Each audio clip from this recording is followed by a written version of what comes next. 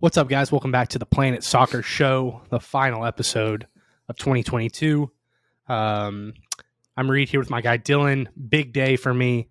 Got the Horned Frogs playing in the college football playoff here in a couple hours.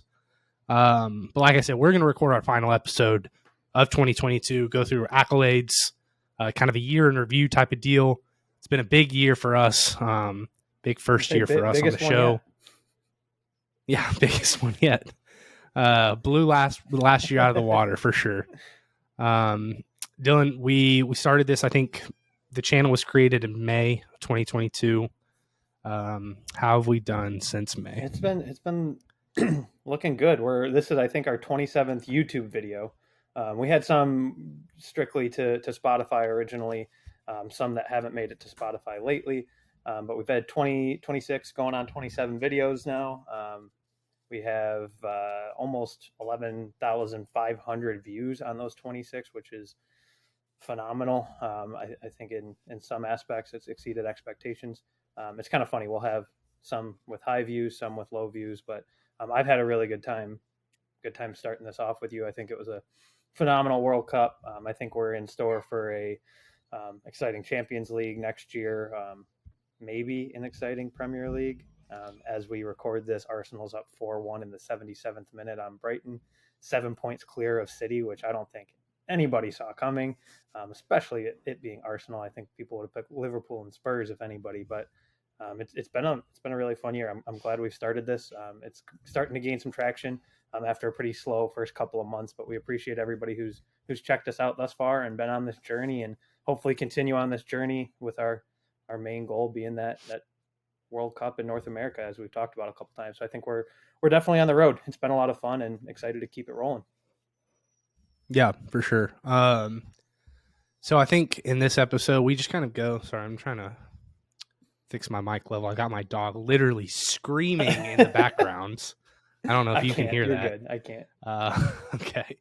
Well, it's been a fun year. You know, we've both learned a lot about the sport. Definitely, I think the biggest thing for me is one, learning like how to watch the sport tactically, and then two, just learning players that.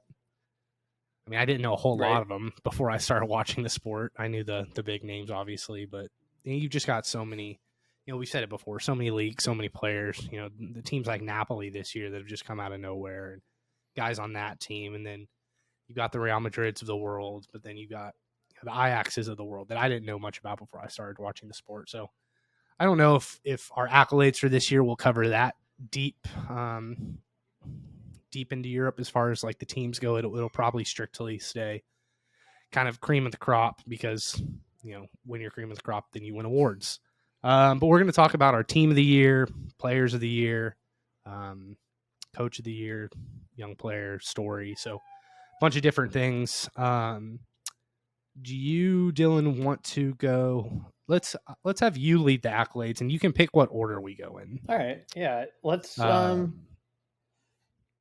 right off the top. We're going to start and end kind of similar. I like how we initially had it laid out. So we're going to start and end kind of similar. Slightly different criteria though. So let's start with team of the year. Who do you have as your team of the year? Did you go club? Did you go international? Did you stay in England? What were you kind of looking at here? So yeah, for team of the year for me, it was like, well, I as far as like, we also have club of the year, like who did the best business, who like what club had the most successful 2022. This is like strictly team. And you know, when we were talking off air, I wanted to not talk so much about the World Cup, but for me, I'm taking the Argentinian national team as team of the year. I think it's kind of tough to say anything else. Like they finally got Messi his. They looked outside of that match against Saudi Arabia, which they didn't even look that bad in. It was more Saudi Arabia just played them to perfection, but they looked phenomenal throughout the whole World Cup, scoring almost at will. Much more solid defensively than I think a lot of people may have anticipated coming into it, right or wrong, but just kind of not in the normal Argentinian MO, if you will. So yeah, for me as well, I don't need to spend too much time on this. I feel like we've talked about Argentina ad nauseum, but it's hard to argue against them being the most impressive team this year, or at least the team of the year. Maybe not most impressive. Some of the stuff we've seen on the club level has been super impressive, but it's hard to not give it to Argentina here. I think the silver and the bronze medal for me would be Real Madrid and Liverpool, the two Champions League finalists. Real Madrid coming in second in our rankings, but obviously winning the Champions League, and then Liverpool won something like 60 games over the course damn of near the season. I mean, as close as we've ever seen of winning 4 trophies in a year. Yeah. Stumbled across the line in that quest and didn't quite get it done to the extent that they had hoped in. And stumbled at the start of this season also. So it's kind of tough to, but when you look at strictly wins and the fact that they were even in that conversation to win all those trophies as late as they were, definitely an honorable mention. But got to go Argentina here. I have a feeling, nice little transition, have a feeling I know who your player of the year is going to be. But maybe I'm wrong. Did you fail to stay off of that World Cup trend for player of the year, or are you back on that World Cup trend again? I mean, hey, it's not just the World Cup. Messi is my player of the year. He's had a fantastic 2022. I think if you look at his PSG season, his like goal output was so far below like what it normally has been in club level, but he also hit the post something crazy like 14 times or something in Ligue 1. But yeah, Messi is my player of the year pretty easily, I would say.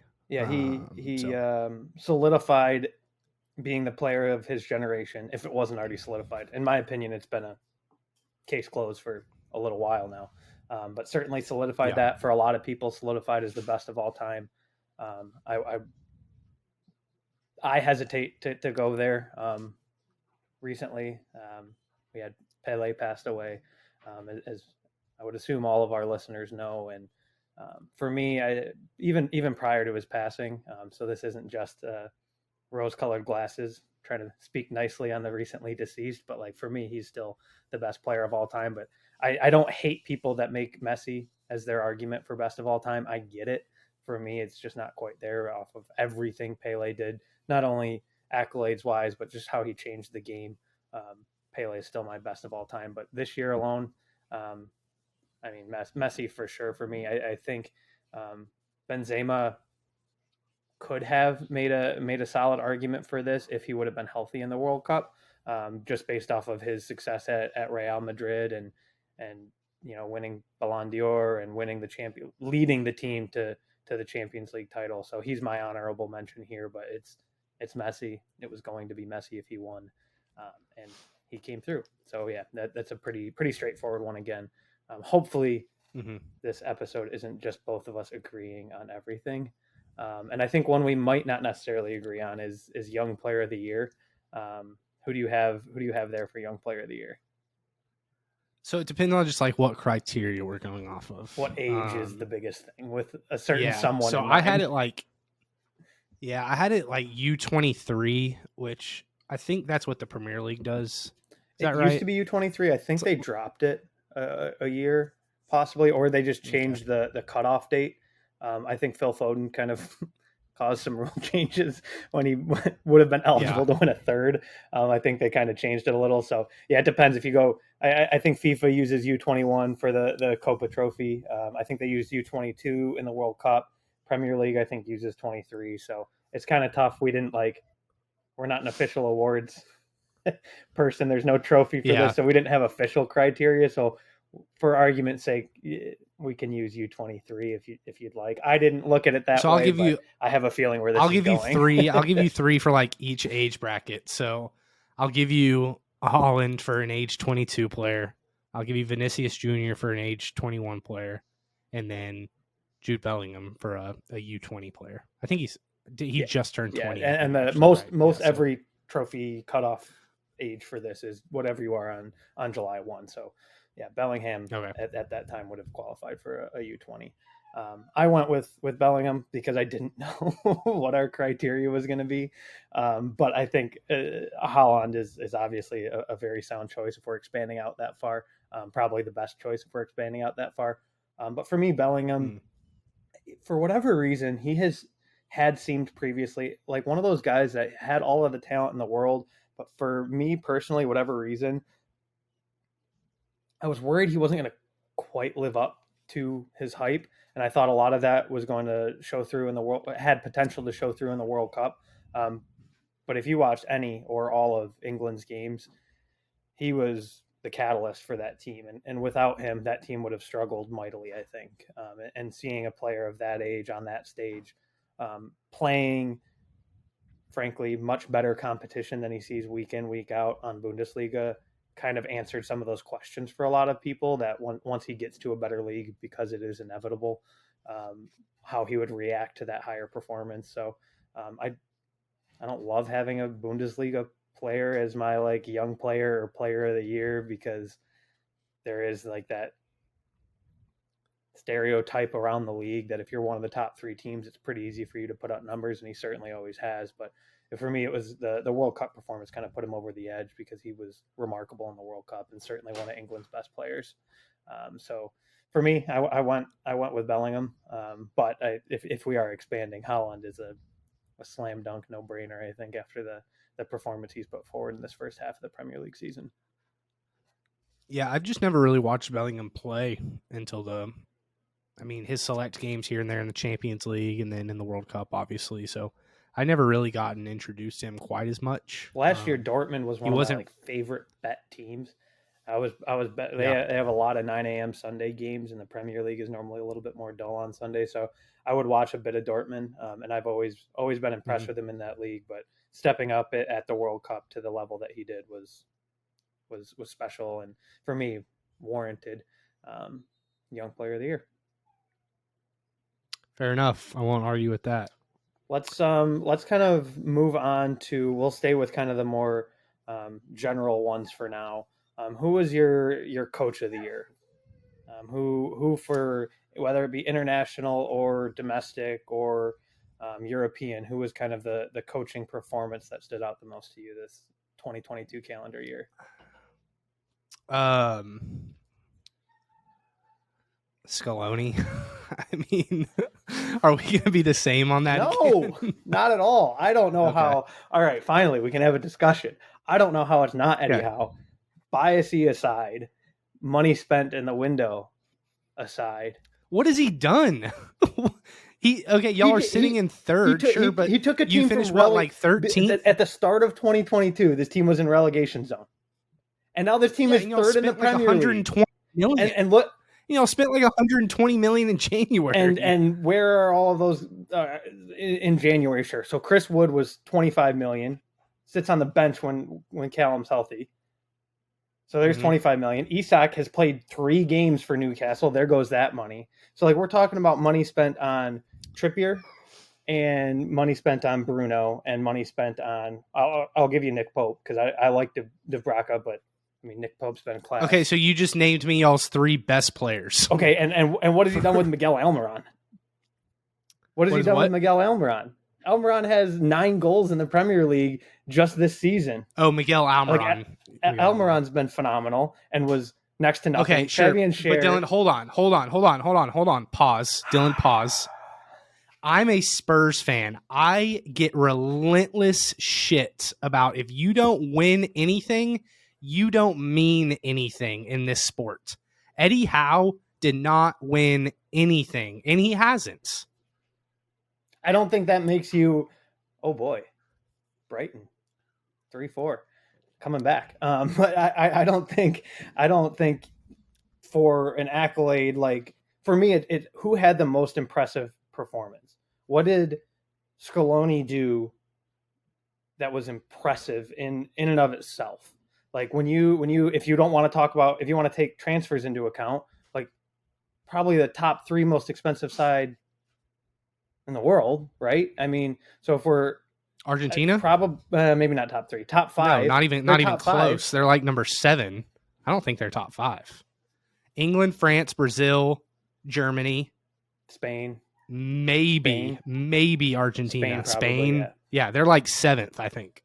Because Messi's value, he's not. Okay, so if we're talking about, like so if value is all we are considering, then and Messi means nothing, like that's also not necessarily fair either, because Messi's the best player in your opinion of all time. So he won a World Cup with the best player of all time in a World Cup that was built to win Messi a World Cup. I'm not saying it's not impressive that they won, but you had Messi at top level and he won the World Cup. Like, it is impressive. He brought Argentina another World Cup.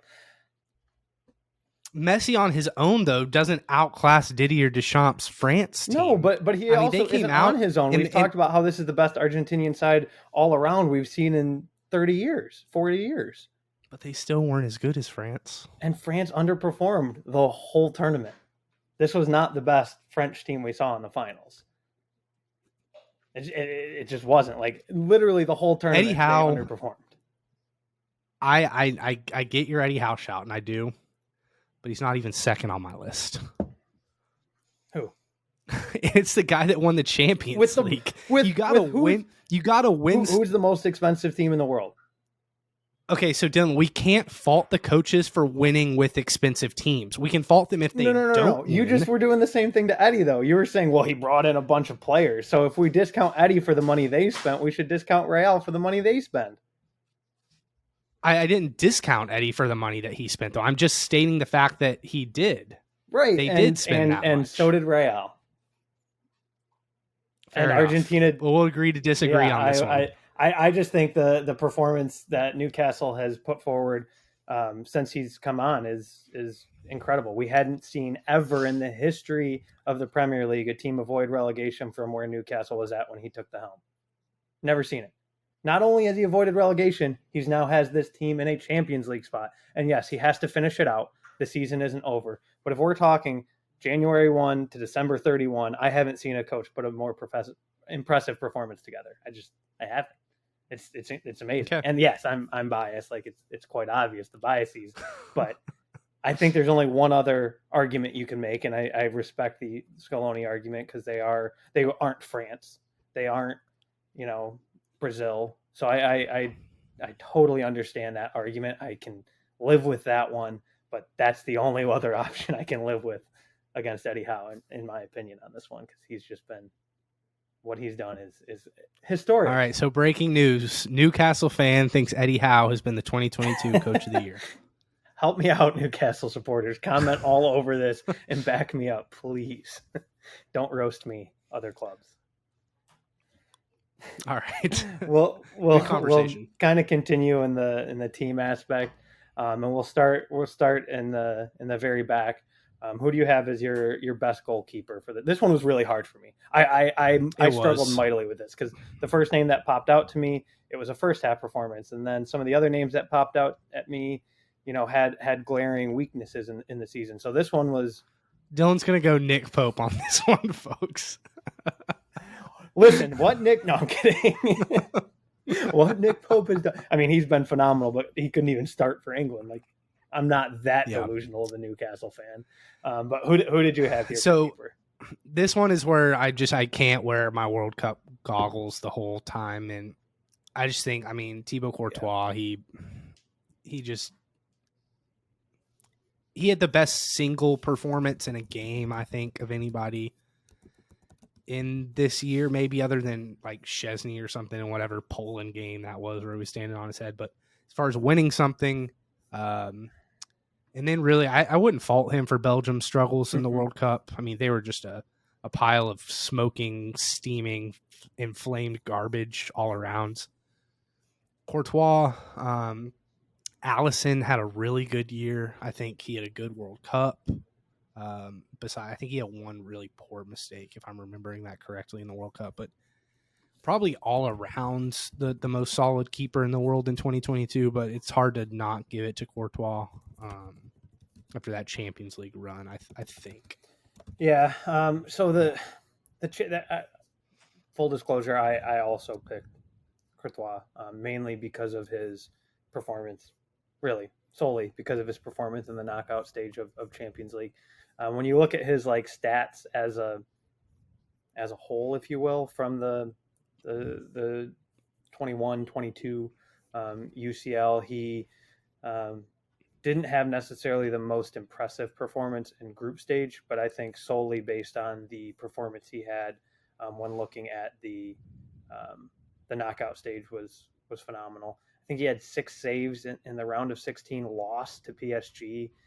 So he played really well. Yes, it was a 1-0 loss, but came back and had 4 or 5 saves against them again in the second leg when they won 4-1 or 3-1. So, and then obviously we all know about the semifinals and the finals performances that he had. Specifically the second leg against Man City in that semifinal was phenomenal.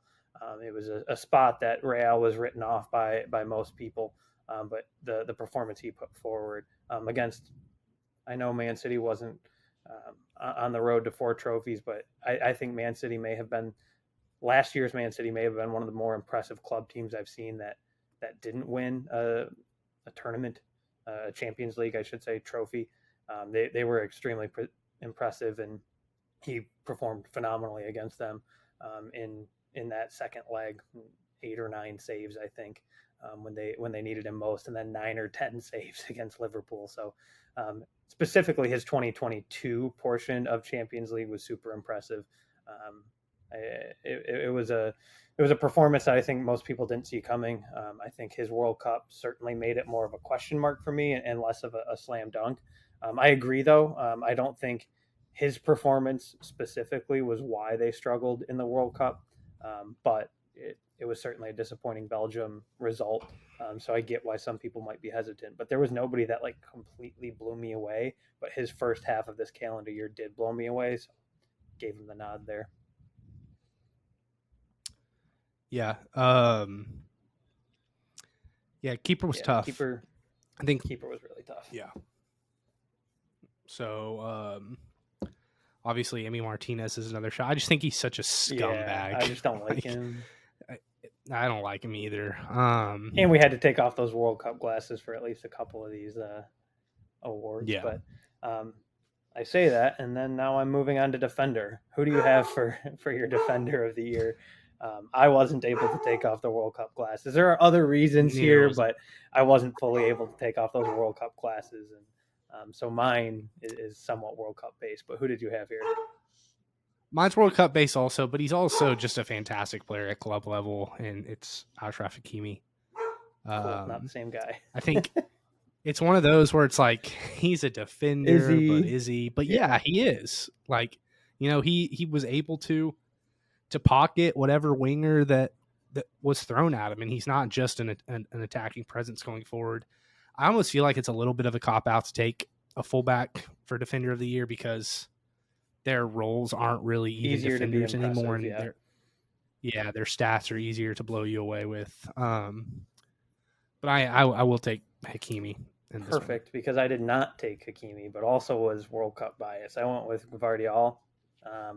He for the whole year. I mean, it's not just what he did in the World Cup, because he also helped Leipzig advance in not the toughest of groups, to be fair, but helped Leipzig to advance in the Champions League, and there is a very, very, very strong chance he breaks the transfer record for a defender, and he's a center back.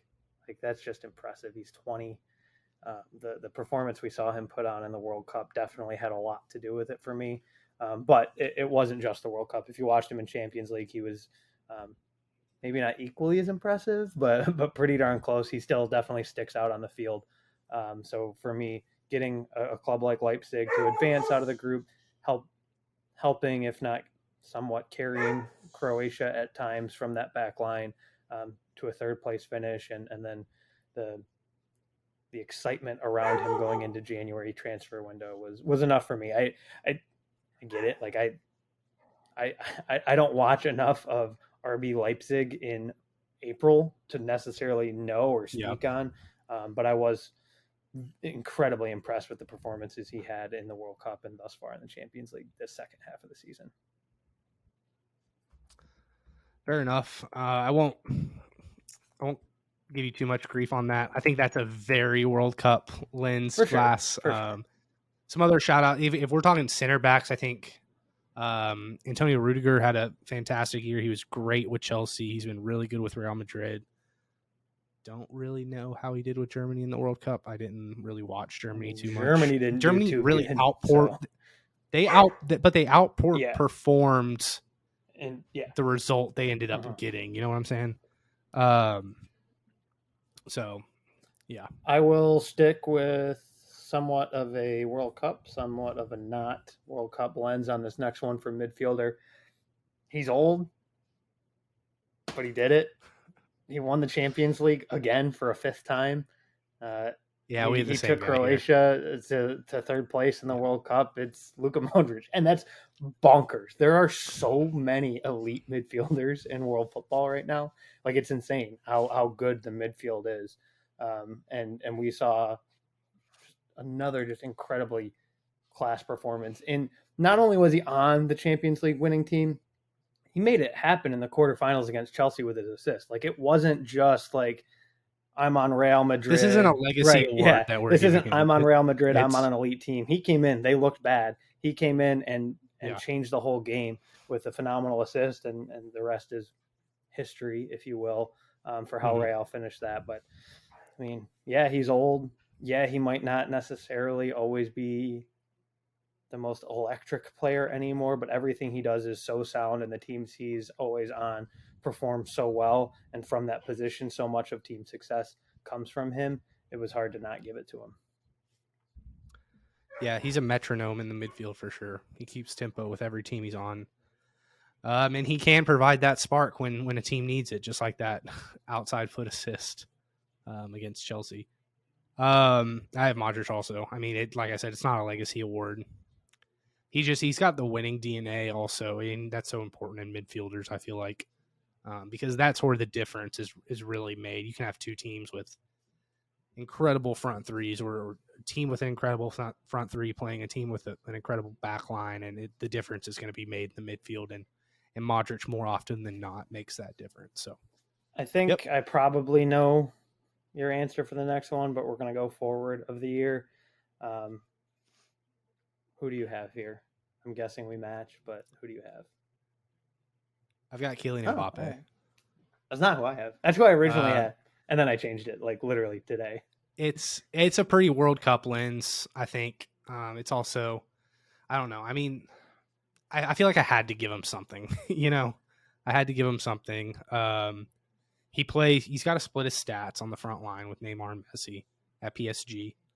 And more often than not, it feels like it's Neymar and Messi sharing their stats with Mbappe. But just the performance that he put on in the World Cup, this is unlike Modric. This is more of just like I feel like I owed him some sort of name drop on this. Yeah, that's honestly, that's who I originally had. And the more I thought about it, specifically today in, what was that, like the 20 something minute of the Man City game, Haaland scored again. Yeah. Is 21 goals already, and it's like through the month of December with a massive World Cup break. Like, it's absurd.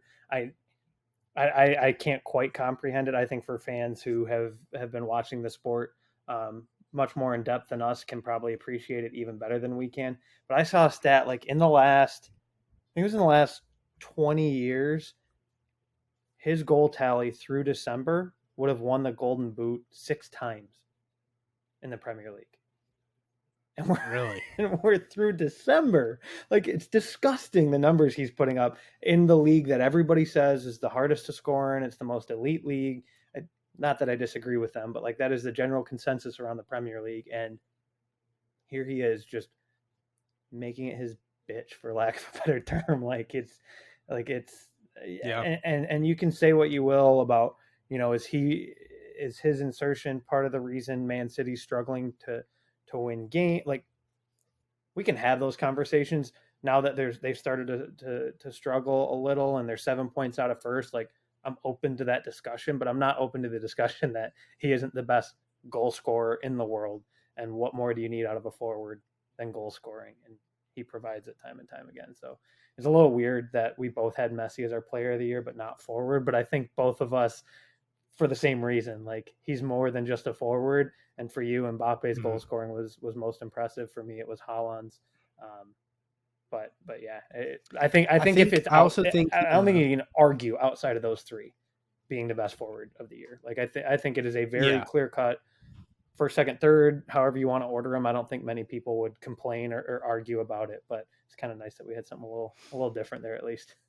Yeah, I think Neymar also should get a shout because he's put up ridiculous club stats this year. One thing for me with Haaland is and this is going to be a conversation their entire career. Haaland just isn't a soccer player. he's just like he gets in fantastic positions. Like he's always in the right position. But when you get like 7 touches a game and you score 2 goals, I don't care. You're just a freak of nature at that point. And yeah, it's like he is.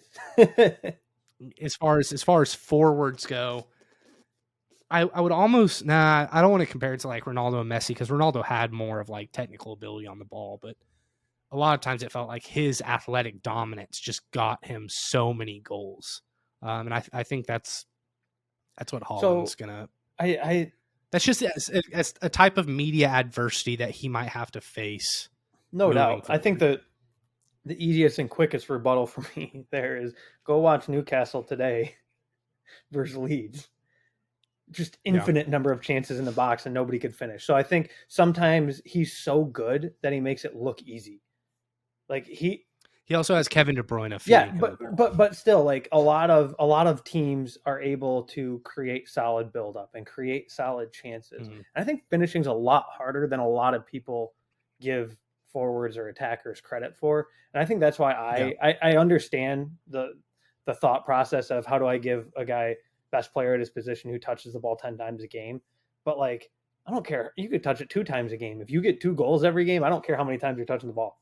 Like it is just beyond impressive, the goal scoring he puts up, and just seeing how hard it is for average top tier professionals to score. I mean, Wolves has 5 goals at home all season. Haaland scores 5 goals in every 2 games.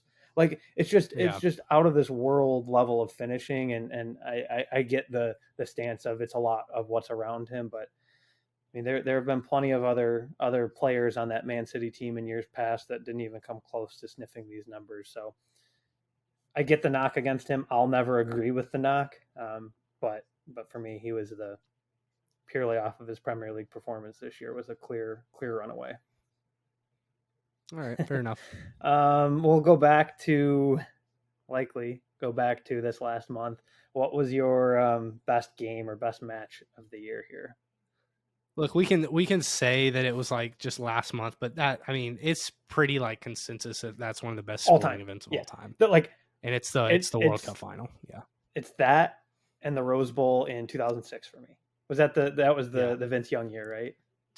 Texas USC. Those are seriously the 2 most, without my team being invested, because sure Maglio or Donya's home run walk off to send the Tigers to the World Series I liked more. Don't even know what you're talking about. Right, exactly. But if we're talking about games that I have no emotional involvement in, I think Game 6 of the 2011 World Series also has to be up there. I was on the wrong end of that. Shut up. Well, all right, never mind. We have probably a listening audience in St. Louis because they do have good soccer culture there. So if you want to throw the Cardinals in to pump their tires, we can throw the Cardinals I don't want to ever talk about it, but yeah, I think we don't probably have to spend too much time on this. This is it was what it was. It was truly one of the best sporting events of all time, and I think a lot of that had to do with the Messi storyline. But even without the Messi storyline, like even if Messi was 28, still had his whole prime ahead of him, I think it would still be just as remarkable of a game. Just the back and forth, the tactical changes that were made. It was awesome. This one feels probably a little silly again. What do you have? I just put it in here. Premier League. All right. I didn't. It's not a league, but I did the 2022 World Cup. It was so good. That group stage was unbelievable. That group stage was. So you're saying like best competition? That's fair. Because it's called Champions League, and it's literally the exact same format as the FIFA World Cup. So that was my basis on considering the World Cup a league, even though it might not be. From the final to Morocco's run to Saudi Arabia knocking off Argentina to everything else in the group stage, it was amazing. I think coming into the World Cup, most of us would have argued, especially our generation, the 2010 World Cup was the most memorable or the most remarkable. I think this likely in all aspects, if not in most aspects, passed that. It was an incredible World Yeah. Cup. But so Premier League for you though, I mean, was it the final So if day we're talking like last year? most exciting competition, I think well, club competitions, I think both the Champions League and the Premier League were fantastic. I think most other of the top leagues were relatively runaways. Premier League obviously came down to the last day for top four and for relegation. You can't beat that. And then the Champions League, I think that's just a fantastic competition. Always, like it's always going to be one of the top two best competitions of the year in soccer. So, but World Cup, I didn't even think about that. But yeah, I'll agree with you. I promised we were going to try and break away from the World Cup, but what's your best storyline of 2022? Best storyline, the World Cup. What about it? But I think the Mbappe transfer saga was so fun. It was not like a cool story because like I've always kind of enjoyed Mbappe, but like I started to hate him during it. But man, that was fun. Just the what's real, what's not, what's he saying, that was awesome. And then I don't want to say another story because it's also my meme of the year.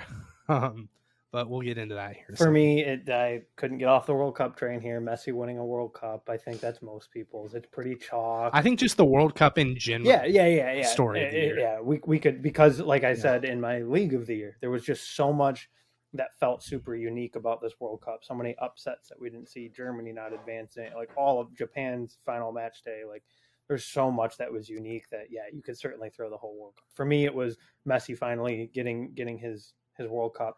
Kind of checking the last item off the list for him. But I'm excited to hear your story of the year / meme of the year. I struggled with this one because like I don't even know if memes are. I don't even know if memes are relevant this year. So I went like a slightly different route. So it's not I just did social media post of the year. So when I say meme, it's not like one like particular like hand on head meme. It's just like the joke of the year. And for me, it's the Barcelona levers. It's the economic levers of Barcelona. I just picture that big old fat club president going and pulling down their like Willy Wonka sending the elevator up like Oh, and I think a lot of people don't understand the significance of that. Like the Premier League, it's such a lucrative league from top to bottom because so many people around the world watch it and everybody shares that TV money.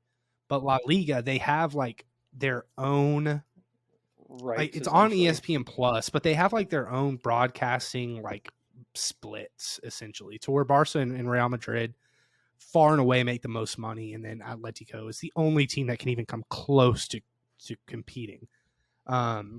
And Barcelona sold like 60% of their TV revenue or like something like that for the next 25 years. Rights to their website or something too. Like just the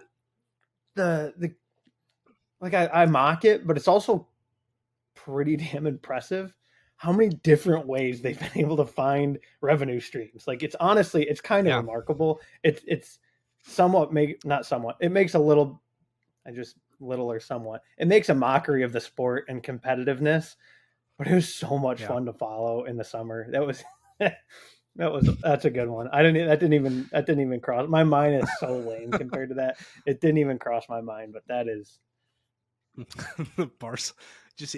Laporte? Is Laporte Barca or Real Madrid? It doesn't matter. I know the Barcelona club president is really I'm like, big Laporte dude. Plays for City. No, not the player. I don't know the owner's just name. Picture him pulling down the Willy Wonka levers. For me, it's way less exciting or funny. I went with, but it was pretty impressive. Alex Morgan's CONCACAF TikTok. I don't know if you saw that. It was pretty much, it was like she spliced together a video she took like the very beginning of the CONCACAF tournament, like in pre-training, and spliced it together with them raising the trophy. Look it up. I doing a terrible job explaining it, but hey, I had to find a way to put the U.S. positively in my awards somewhere. Yeah, I guess And so. it was pretty funny. It was impressive. I'm terrible on TikTok too, so like the forethought to be like, hey, 3 months from now I can splice or whatever you call it on TikTok this together and make a cool TikTok. I respect that. I respect the hustle. I'm trying to get in on TikTok. You've been on me for 2 months now to post my betting picks on TikTok. Another Yeah. 3 in one day. Thank you. But I hate posting on TikTok, so props to her for thinking so far ahead. Because he's insecure. Yeah, I hate he's it. insecure. I'll sit here and folks. talk to you live for hours, Yeah. but yeah, I'm not posting a TikTok. I hate it. Speaking of Alex Morgan, I want to go back to coaches. Give a shout out to the England women's national team Good head call. coach Serena Yeah. Weigman. I don't know how you say it, but yeah, Weigman. Shout out to our women's side of the sport. Fantastic run for England through the Euro tournament, which was such a fun tournament to watch. I wish this is another. I wish I one. could have transitioned to this right from your meme of the year. My biggest loser of the year is Barcelona. Like, it's hard to say that because hard to say that because of where they're sitting at in the league. All right, I think you're going to be mad at yourself for not thinking of this one too. My biggest loser of the year is Cristiano Ronaldo. Yeah. It's Ronaldo, man. I mean, talk about that legacy taking a shotgun to the chest. I'm seeing him at like 8th on all-time lists now. Yeah. Like big public, like Sky, big publications that say what you will about their credibility, but they get a ton of readership, and he's like 6th, 7th, 8th on some of these lists, and I'm like, damn. Yeah. I mean, that's a big hit. I say biggest. I want to because I can't stand him. But if you looked at the payday he's getting, I mean, sure. Like, yeah. At the end of the day, it's really, really hard to call somebody making that much money to play in a league that he's not what he was, but he is still that much better than every single player in that league. All right, biggest L is his legacy, though, right. Not him as a person. As a person, dude's got the biggest W of all time. Like, and he's also getting paid to partner with Messi to get Saudi Arabia World Cup bid in the future. They're part of their like spokesmanship, and he's making $100 million off of that. So yeah, him as a person, I hate him, can't stand him. Hard to call him a loser, but if you want to say his legacy, that's even harder to argue because Portugal looked better without him, and Man U's looked better without him, and nobody in any European competition wanted anything to do with him. That's tough. That's a tough look when you're supposed to be one of the 5 best players of all time. So yeah. Tip of the cap. That's a good one. I didn't, and he literally signed yesterday, and it didn't even like cross my mind when filling this out. But that's a good one. Props to that one. Another transfer, not as recent, but what is your transfer of the year? I actually want to hear yours first. Oh, it's Haaland. Like we're gonna get a guy who breaks the Premier League goal scoring record for what? 3/4 of the price of Darwin Nunez. I hate that I keep making Darwin Nunez the butt of my jokes because he's put up pretty good numbers so far at Liverpool, but still, like you're getting Erling Haaland at the price they got him at. That was a no-brainer for me. That was probably the one I spent the least amount of time on, honestly. So yes, statistically, and you kind of hinted at this earlier, I think Haaland makes City worse. I think that's an argument to be had. I know you don't think that's crazy either. Statistically, yes, obviously, for the price they got him at, Haaland's the best transfer. I actually did some pretty deep digging on this. I'm going Kinman J. Center back for Napoli. That is a deep dive. On a free. Yes. That's a deep dive, but it's not a bad pick. He has been unbelievable for them. So I mean, some other guys, I think you've got to say Richarlison. No, I'm just kidding. You do have to probably say Kieran Trippier though. When nobody believed in Newcastle. Yeah. I'm kidding. But oh, I forgot he was January. I mean, really just y'all's batch of January transfers. I think there's trio or whatever. You can't say Bruno Guimaraes has been the best signing in the world this year, but one of the best Premier League signings when you take fee into account and everything. I joke about it, but Trippier signing, I think, will go down as maybe the most important signing in club history at Newcastle, because he was kind of that first guy, took a leap of faith, and then, oh damn, England international right back went. Maybe I'll go too, but didn't even sniff, actually sniff my top transfer. It's Haaland. I mean, if you purely look at the business, just the money, even he's $180 million player. They got for 65 million, I think. So like you could double. Well, I'm not you could arguing over with you double all, your for investment just by selling him the next day. So like if we're business included, like that, it was tough to pass up. And then you throw the statistics in. Now on the field, I think there's a lot of valid questions and concern about what he does. Was Pep? I think a lot of the question was, how would he function in a Pep system? He's functioned fine. How is Pep's system function under him? I think is another question. End of the day, it's Pep. I'd put money on him figuring it out. But the first half of the season, the results as a team, I get the hesitation there. I appreciate that you went such a deep dive. I just went super chalk and went the best goal scorer in the world at like $60 million. That was too hard for me to pass up. That's fair. Club of the year. I mean, it was always Newcastle. It was always Newcastle. Same reason as Eddie, but not just the same reason as Eddie, because going from relegation to third, the type of business they've done. I mean, we've talked about it. I have talked about it on the podcast plenty. It's not just about having money and spending money. It's about doing it in a sound and logical way. I think all of the 150 plus million they've spent since January, there's only been one questionable signing looking back, and it was Chris Wood for $25 million release clause. Clearly not a $25 million player, but because of where we were at when it was made, it weakened our relegation opponent in Burnley and gave us forward depth. So if that is my worst signing, taking a player away from a team that eventually got relegated while we stayed up, if that's my worst signing out of $150+ million worth of signings, and you also signed Bruno Guimaraes and Kieran Trippier, and who knows, Alexander Isak, if he's ever healthy, could be great.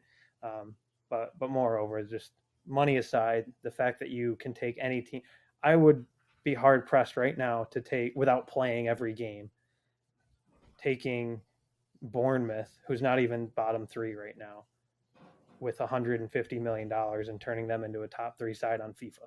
Like, that's just hard to do.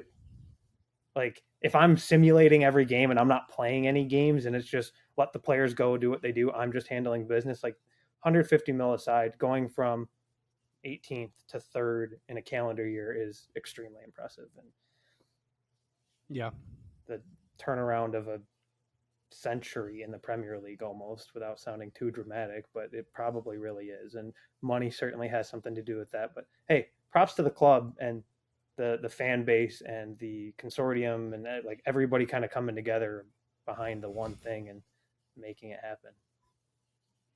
Shout out to Saudi Arabia, man. I mean, they just, when you throw $100 million at a problem, $150 million at a problem, shit's gonna get solved. Maybe.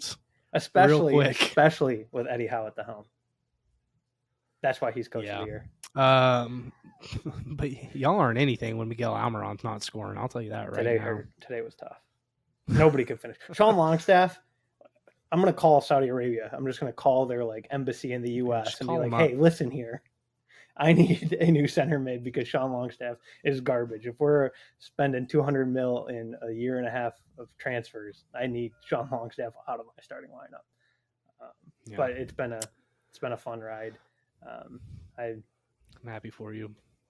Got on at the right time. All right, that's our talk on Newcastle for this episode. We always gotta have it. Hey, you know what we didn't talk about in 2022 accolades? Spurs. Tottenham. How's it feel? Yeah. I mean, watching my team in the Champions League. You won't be next year if it ended today, though. I would be. Good thing the season doesn't end today. Touche. Good thing they play 38 games. Now it probably won't even be after 38 games, though, but I better go start listening to the Europa League anthem. Maybe even Europa Conference League. You had fun there. You enjoyed Conference League, I thought. No, that shit sucked. Sign me up for a Thursday 3 o'clock Thanks for game listening against to us this year, some guys. random Australian It's been a lot of Austrian fun. team. Join us next year to listen to us talk more about Newcastle. That was really difficult to get out of my mouth. If you guys disagree with us, as always, throw your comments down below. Tell us it's called football and not soccer. And I will continue to comment telling you that if we don't call it soccer, the algorithm is going to screw us because we are in America. And if we call it football, we will be on the wrong side of YouTube. So that's the reasoning. We appreciate you guys listening. As always, like, share, subscribe, comment, follow, all of that. And we will talk to y'all next time. Cheers. Happy New Year.